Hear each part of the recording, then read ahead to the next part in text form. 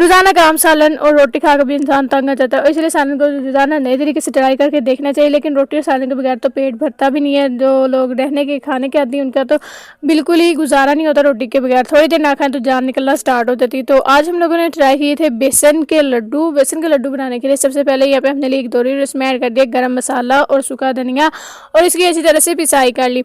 इतनी देर के लिए हमने इसकी पिसाई की जब तक कि जो बारीक ना होगा बिल्कुल मसाला, इतनी देर के लिए इसकी पिसाई कर ली। फिर यहाँ पे हमने लिया एक परात और इसमें बेसन को अच्छी तरह से छान लिया। हमने बनाया था आज रात को बीफ का सालन, लेकिन किसी ने कीमा खाया ही नहीं, लिहाजा हमने जो कीमा जो था वो निकाल के इस सालन में से वो सारा इसमें ऐड कर दिया, और इसमें ऐड करके लाल मिर्च और नमक इसको अच्छी तरह से बेसन में मिक्स कर दिया। क्योंकि हमने इसमें सालन ऐड किया था इसलिए थोड़ा सा पतला था। फिर इसके बाद इसमें मज़ीद थोड़ा सा बेसन ऐड कर दिया और इसको इतनी देर के लिए हमने बना लिया जब तक कि ये कबाब को शेप देने के लिए बिल्कुल परफेक्ट नहीं हो गए थे। इतनी देर के लिए हमने इसमें थोड़ा सा मज़ीद बेसन ऐड करके इसको मिक्स कर दिया था। और यहाँ पे हमने जो अब बनाए थे ना सारे, इसको लड्डू की शेप दे दी। अब इसको लड्डू की शेप दे देने के बाद अभी हमारे यहाँ गैस आने में टाइम था, इसलिए हमने लिया इलेक्ट्रिक केटल और इसको में पानी डाल के इसको उबलने के लिए रख दिया।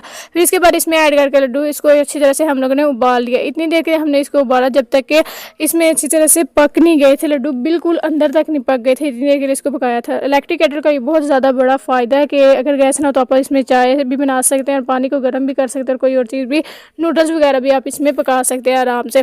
और यहाँ पे अब जो हमारे लड्डू थे ना वो सारे उबल चुके थे। लड्डू को उबाल लेने के बाद अब जो इसका पानी था वो हम लोगों ने एक अलग बर्तन में निकाल लिया, और जो लड्डू थे वो निकाल के अब इनको पीसेस में कट कर लिया। और लड्डू जो थे माशाल्लाह से अंदर तक पक चुके थे। और यहाँ पे लिया हमने एक प्रेशर कुकर, इसमें ऐड करके फिर इसके बाद इसमें ऐड करके घी और प्याज इसको अच्छी तरह से फ्राई कर लिया। प्याज और घी को फ्राई कर लेने के बाद अब इसमें ऐड कर दिया अदरक लहसुन और सब्ज़ मिर्च का पेस्ट, और इसको अच्छी तरह से फ्राई कर लिया था। फिर इसके बाद इसमें ऐड किया टमाटर और इसको इतनी देर के लिए फ्राई कर लिया जब तक कि ये टमाटर जो थे वो सॉफ्ट ना हो गए। फिर इसके बाद इसमें ऐड कर दी हल्दी और मज़ीद थोड़ी सी लाल मिर्च और थोड़ा सा पानी ऐड करके जो बेसन का हमने बनाया था पानी वही इसमें ऐड किया, और इसकी अच्छी तरह से मसाले की बुनाई कर ली।